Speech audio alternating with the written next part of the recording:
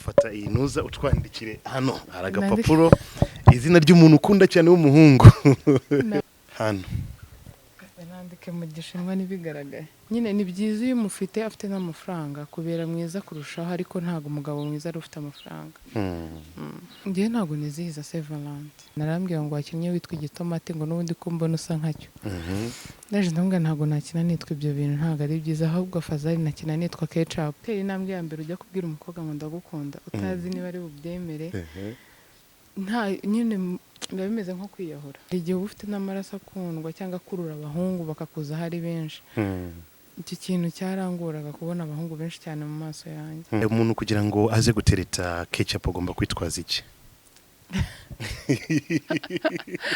nta bidasanzwe agomba kubanza akagenda gake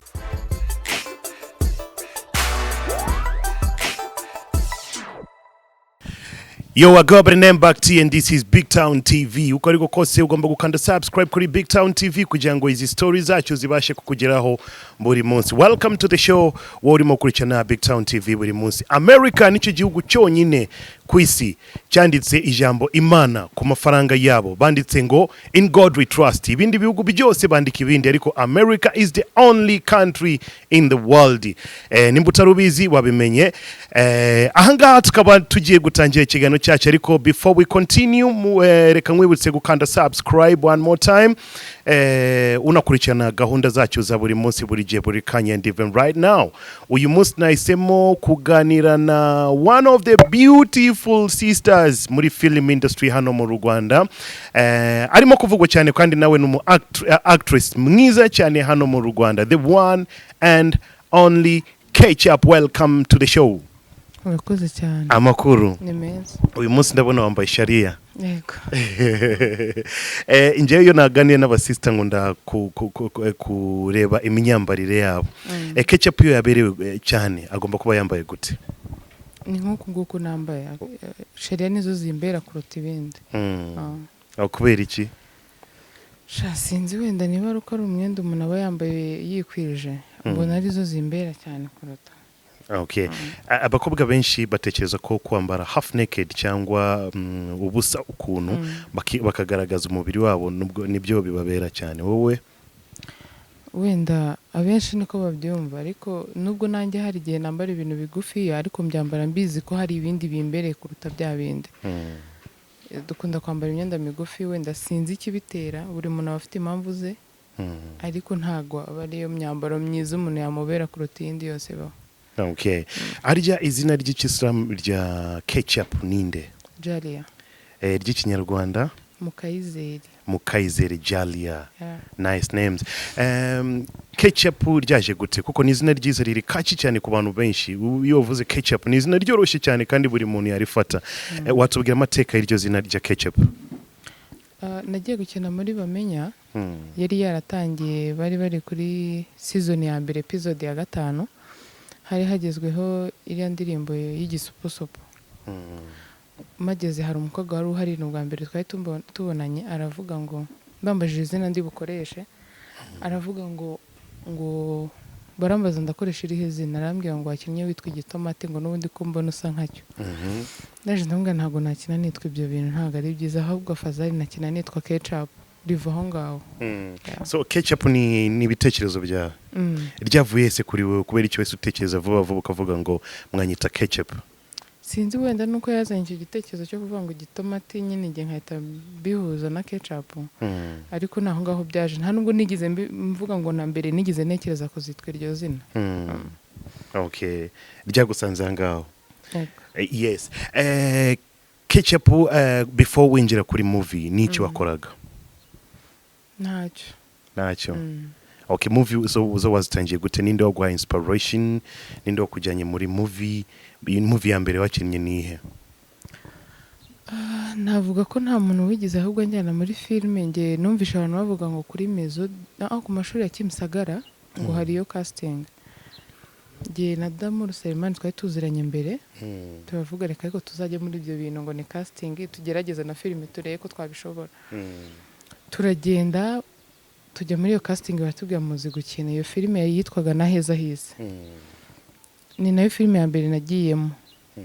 nuko nayinjiye muri sinema. Okay.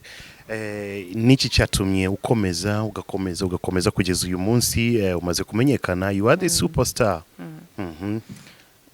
Nuko nakomeje kubona ko ari impano yanjye kandi abantu benshi bakanambwira ngo urabizi urabishoboye ibi bintu uzabikomeze bizaba byiza, gutyo rero abantu bamaga courage nanjye ndabikomeza kuko nabikundaga. Okay.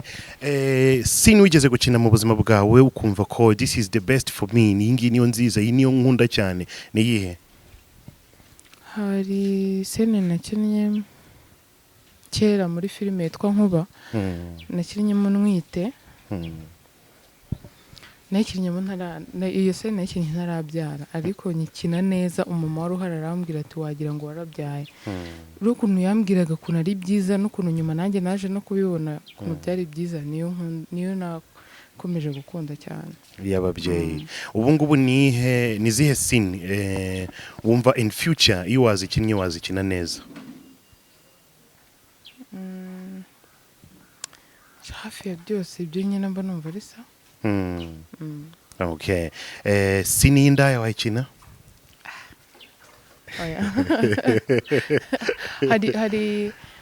hari biba bikabije, ibyo byose nabishobora, nta nubwo nanabikina. Baguhaye scene yo gusomana n'umukobwa wayikina? Oya. Baguhaye scene yo gusomana n'umuhungu? Oya.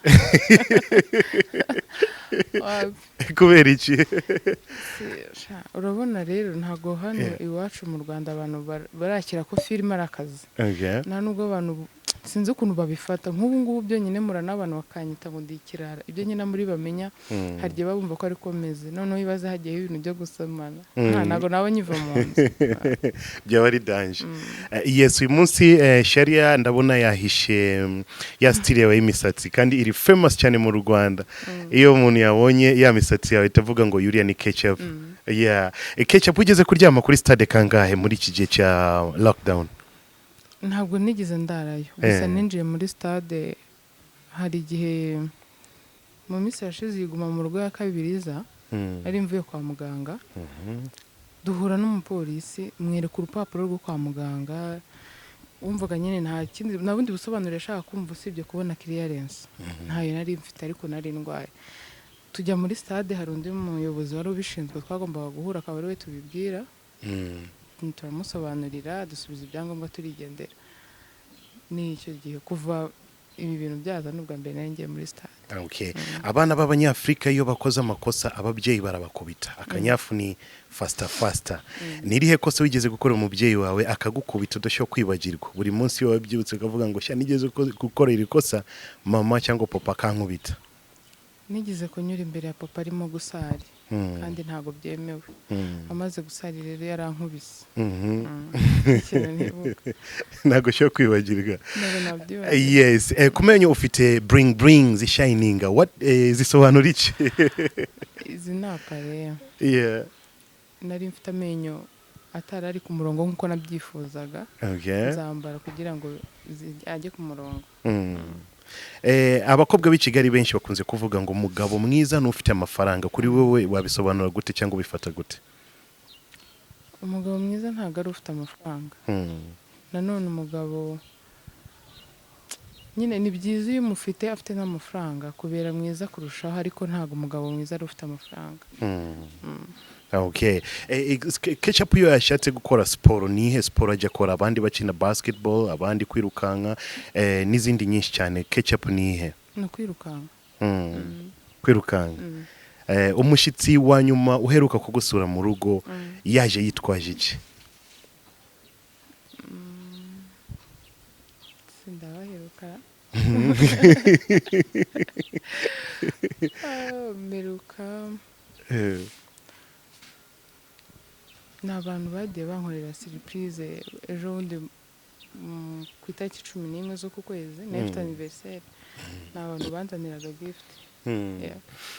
Ejo bundi muri uku kwezi hari umunsi w'abakundana kuri Saint Valentine cyangwa Saint Valentines.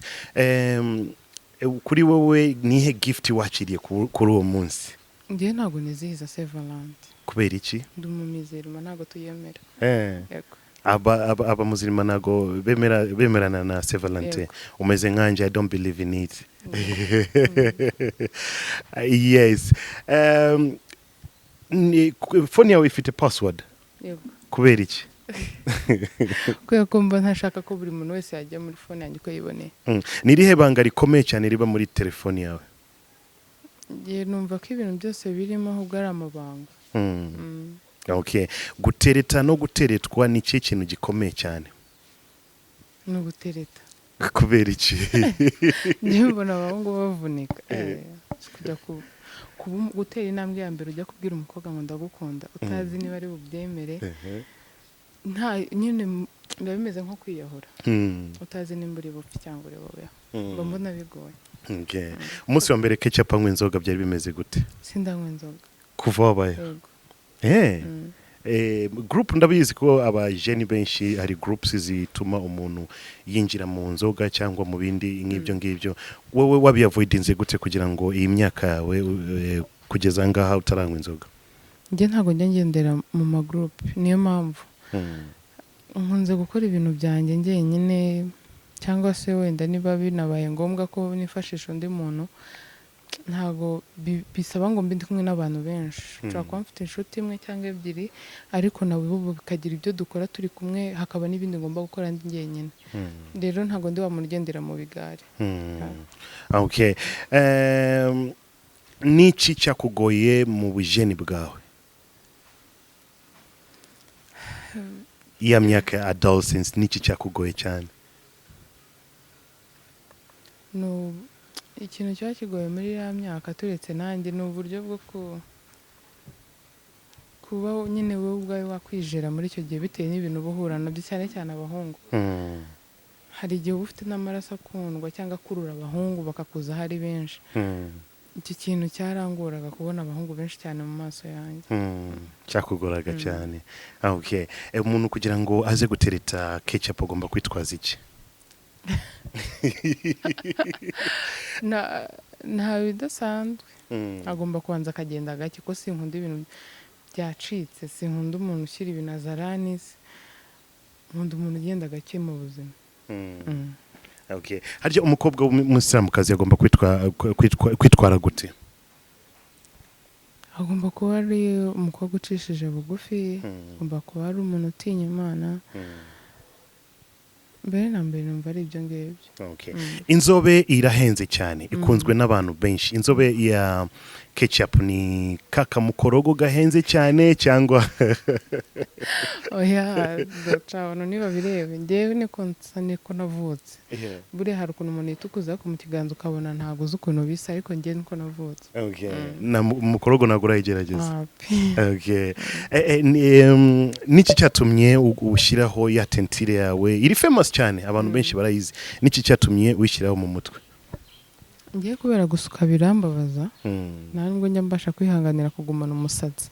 Rero iyo wogoshe ntushyiremo tentire biba bisa nkaho uri kugaragara nk'umunyeshuri.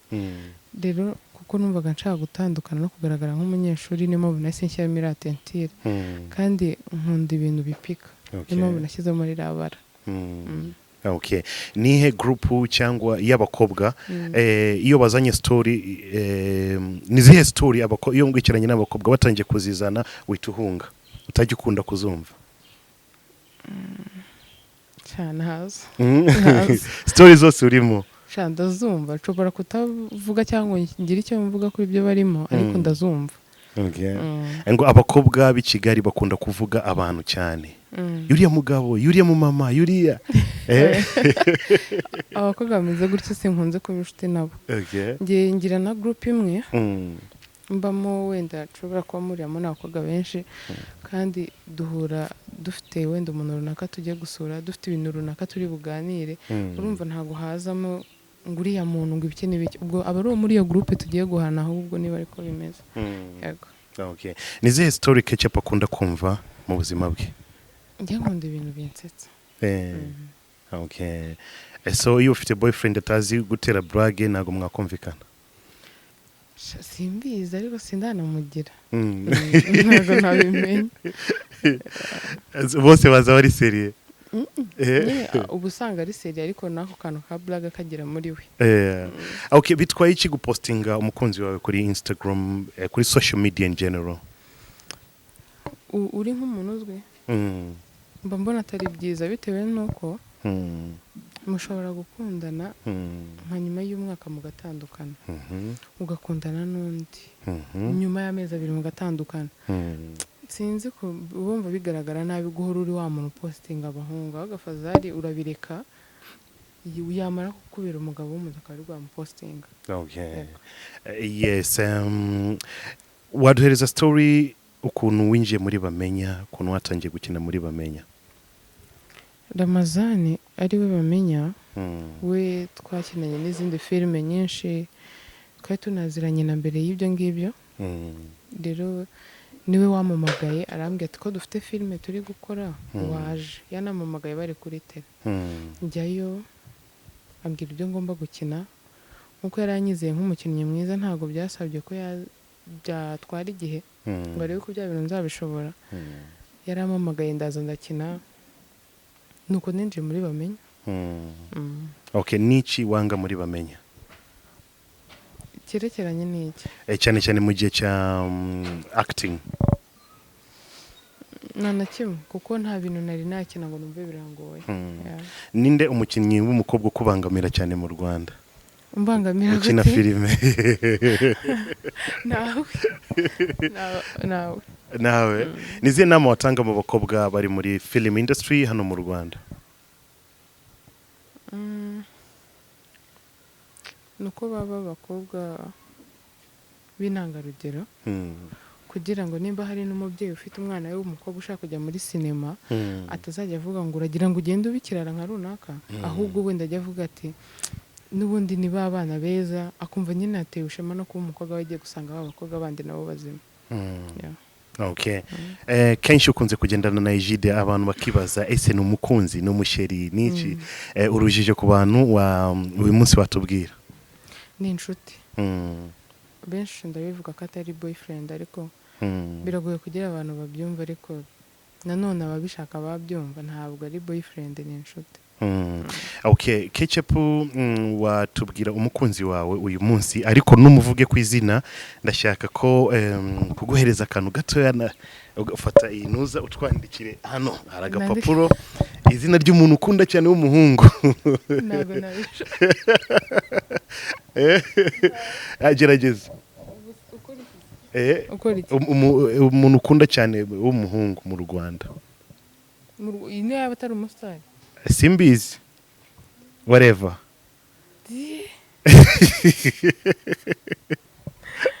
Ndamukura heza. Gerageza aragapapuro hano bakogera nuko twandikira. Mana we.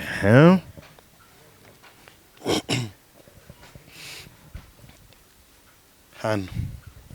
Nandike mu gishinwa n'ibigaragaye. Binini, andika binini. Ndabishobora se? Ndandika njya hejuru. Hamimu. Nanjye mbyandike binini kugira ngo nahari bigaragare.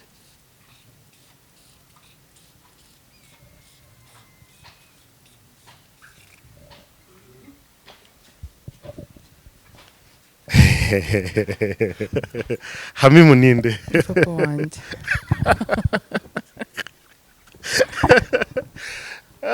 KECAPU.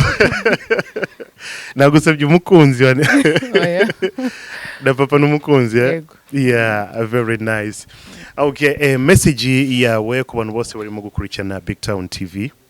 No, gusaba abantu gukundana, gushyigikirana, gutezanya imbere. Okay. Yeah, so okay. Nabonye. Yes, KECAPU ukuyemo ibibazo bitatu twasorejeho, ushobora kwibuka ibindi bibazo 2 cyangwa 3 twatangiriyeho? Irindi zina nitwa KECAPU. Nakoraga iki mbere yuko njya muri sinema?